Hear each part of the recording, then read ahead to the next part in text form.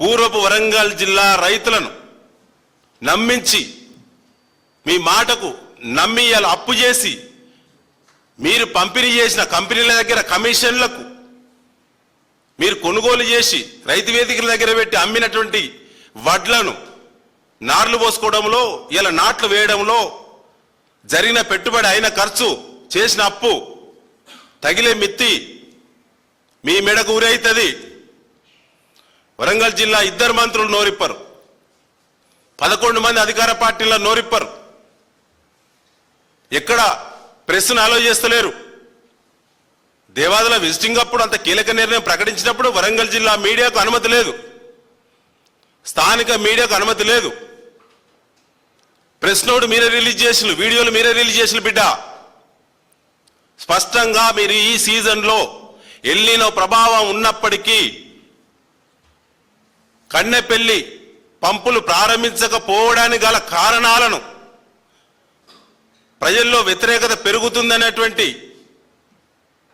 దానికి దేవాదుల ప్రాజెక్టు ద్వారా నీళ్ళెత్తి చిత్తశుద్ధి నిరూపించుకుంటామని చెప్పి మీరు చెప్పినటువంటి మాటలు రైతుల చెవుల్లో రింగు రింగు అంటున్నాయి బిడ్డ. దీనికి ఖచ్చితంగా కాంగ్రెస్ అధికార పార్టీ ఎమ్మెల్యేలు, మంత్రులు, జిల్లా ఇన్ఛార్జ్ మంత్రి పొంగులేటి శ్రీనివాసరెడ్డి గారు ఏది పడితే అది మాట్లాడి పొద్దున ఒకటి సాయంత్రం ఒకటి మాట్లాడే ఉత్తమ్ కుమార్ రెడ్డి గారు మీ పిచ్చి మాటలకు, పిచ్చి కూతలకు ఓనుకోను పడదు. ఓ మంత్రి పొద్దున ఒకటి ప్రకటన చేస్తాడు ఒకే అంశం మీద, ఇలా సాయంత్రానికి మరొకటి మాట్లాడుతున్నాడు. పూర్వపు వరంగల్ జిల్లాకు నాయకుడు లేడు, పాలనా పరంగా దిక్కులేని జిల్లాని చేసిళ్ళు వరంగల్ పూర్వపు జిల్లాను. ఎవరు పడితే వాళ్ళు వచ్చి ఏది పడితే అది మాట్లాడి ఇలా రైతులను మోసం చేస్తారా? ఈ నిమిషానికి జిల్లా మంత్రులు, జిల్లా 11 మంది ఎమ్మెల్యేలు ఒక దిక్కు కూర్చొని ఇంత కీలకమైనటువంటి అంశం పట్ల, లక్షలాది మంది రైతుల యొక్క జీవితానికి సంబంధించిన అంశం పట్ల ఎక్కడ కూడా చర్చ పెట్టకపోవడం అంత దౌర్భాగ్యం మరొకటి లేదు. ఇవాళ 40,000 క్యూసెక్కులు ఇవాళ ఇన్ఫ్లో అవుట్ఫ్లో గోదావరిలో. పొంగులేటి శ్రీనివాసరెడ్డి గారు, నువ్వు ఒక అవివేకివి, అహంకారివి, అవినీతి పరుడివి, చాలా ఎక్కువ మాట్లాడుతున్నావు, జాగ్రత్త. మా నాయకత్వం గురించి నీళ్ళెత్తే పరిజ్ఞానం ఇరిగేషన్ మంత్రి ఉత్తమ్ కుమార్ రెడ్డికే దిక్కు లేదు, నీకేం తెలుస్తుంది? ఇప్పటికీ అంటారు అసలు పంప్ హౌస్లు ఎట్లుంటే నీకు తెలియదా? కాంట్రాక్టర్ కాదా? ఒకడంటాడు ఫ్లోటింగ్ వాటర్ ప్రెజర్లో ఎట్లా మోటార్లు నడుస్తున్నా ఒకడంటాడు. బుద్ధి ఉందా? ఎక్కడైనా మోటార్లు వర్కింగ్ అంటే ఎత్తాలంటే పంప్ హౌస్ ఉంటుంది, ఫ్లోటింగ్ వాటర్ నుంచి సైడింగ్ కెనాల్ నిర్మాణం చేసి 4 ఉంటుంది. పంప్ హౌస్లు నిండిన తర్వాత లెవెల్ మెయింటైన్ అయితేనే మోటార్లు ఆన్ అయితే అనేటువంటి సోయి కూడా మీకు లేదు. ఇప్పటికీ కన్నెపల్లి దగ్గర 1 టీఎంసీ నీళ్ళు ఎత్తచ్చు ఈ నిమిషానికి,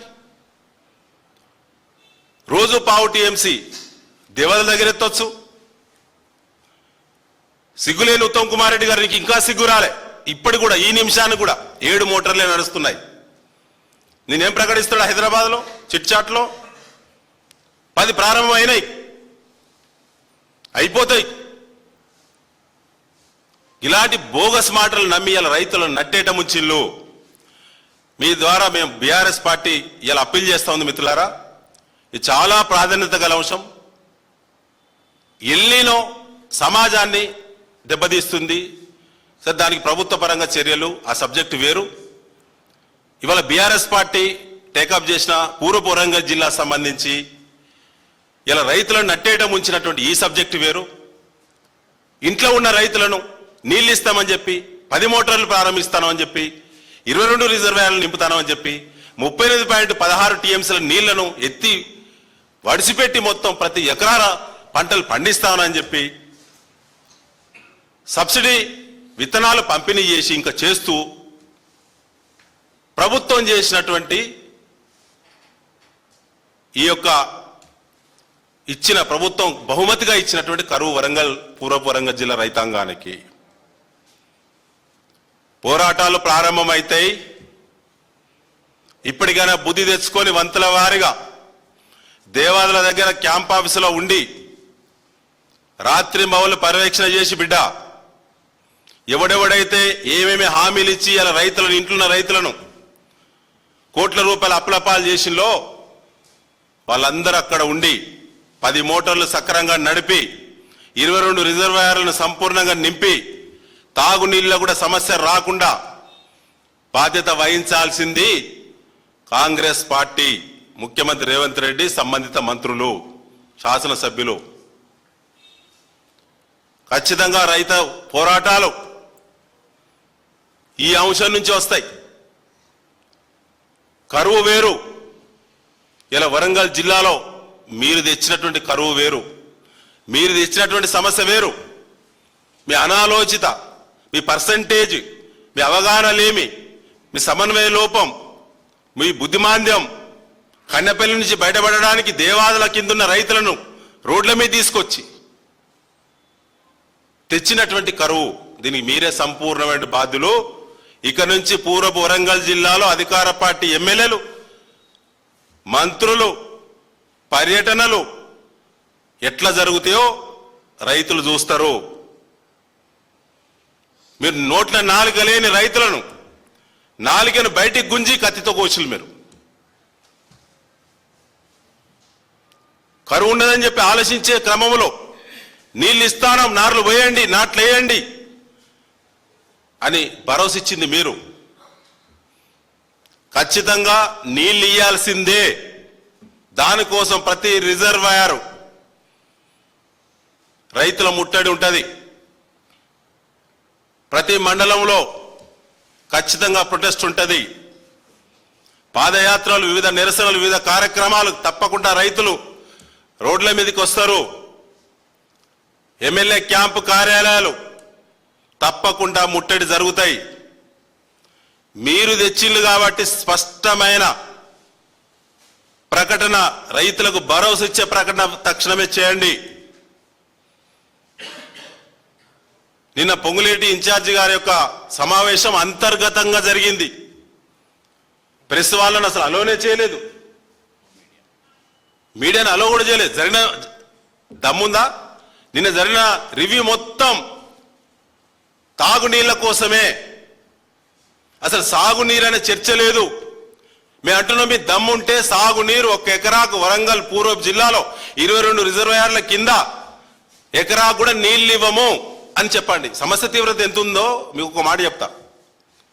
రామప్ప చెరువు కాకతీయ డైనాసిటీలో వారు తవ్వినటువంటి చెరువు. ఏ ప్రాజెక్టు లేనప్పుడు వర్షంతో దాని కింద 5,500 ఎకరాలు సాగు బ్రహ్మాండంగా పండేటువంటి చెరువు అది. ఇలా నాట్లు వేసుకుంటున్నారండి. రామప్ప చెరువు నాట్లు కంప్లీట్ అయినట్టు ఫోటో ఇది. నాట్లు పూర్తి అయినాయి. తూములు బంద్ పెట్టి 3 రోజుల కింద సిగ్గులేదా నీకు?